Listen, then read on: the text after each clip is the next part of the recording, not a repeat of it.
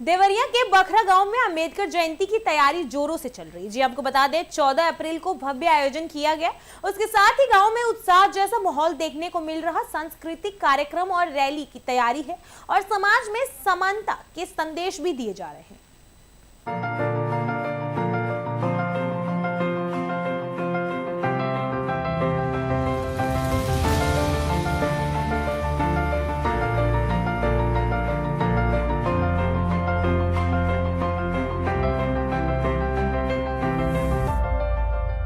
देख रहे हैं, अगर हमारे बाबा साहब शिक्षित नहीं रहे होते तो आज मुझे ये बोलने का अधिकार नहीं मिलता, ये रैली करने का अधिकार नहीं मिलता, इस मंच पर चढ़ने का अधिकार नहीं मिलता। तो आप लोगों से मैं पढ़ने के और शिक्षा के पक्ष में बार बार निवेदन करता हूँ और जब तक जिंदा रहूंगा तब तक करता रहूंगा। यही मेरा आग्रह है और यही मेरा अपील है, यही बाबा साहब का सपना था।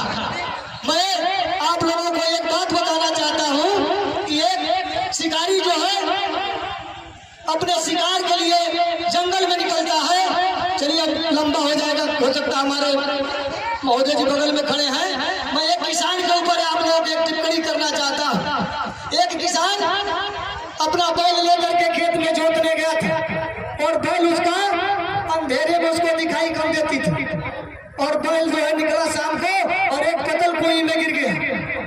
और जब पतल कुएं में बैल गिरा तो किसान अपना बैल ढूंढते ढूंढते उस पतल कुएं के पास पहुंचा तो देखा कि मेरा बैल इस कुएं में गिरा हुआ है। फिर विचार करने लगा कि इस बैल को दिखाई भी कम देता है और बुढ़ा भी हो गया है, इस बैल को निकालने से बेहतर है इस बैल को मिट्टी दे करके इसमें दफना दिया। बैल रोता ही रह गया और अपने कई किसानों को समाज इकट्ठा करके और लेकर के उस बैल को मिट्टी ढांकने का काम वो किसान करने लगे। जितना मिट्टी वो लोग डालते थे उस बैल के ऊपर उतना ही बैल अपने कंधे को झाड़ करके वो मिट्टी नीचे डाल लेता था और जब मिट्टी नीचे डाल जाता था तो बैल 1 फीट ऊपर आता था। अब जैसे ही ये लोग मिट्टी डालते रहे वैसे ही बैल की ऊंचाई बढ़ती रही और बैल छलांग मार करके बाहर निकल गया। आज आप लोगों को छलांग लगाने की जरूरत है, हम बैल से बदतर नहीं है, हम बैल से बदतर नहीं है। अगर बैल छलांग निकाल करके कुएं से बाहर आ सकता है तो हम तो इंसान है साथी, हमको तो बदलने की जरूरत है। अरे कुछ आप बदले कुछ हम बदले, बदले का जमाना बदलेगा। कारवां बाबा साहब का बढ़ गया है तो आगे ही चलता रहेगा। मैं एक शेर और आप लोगों के कहना चाहूंगा।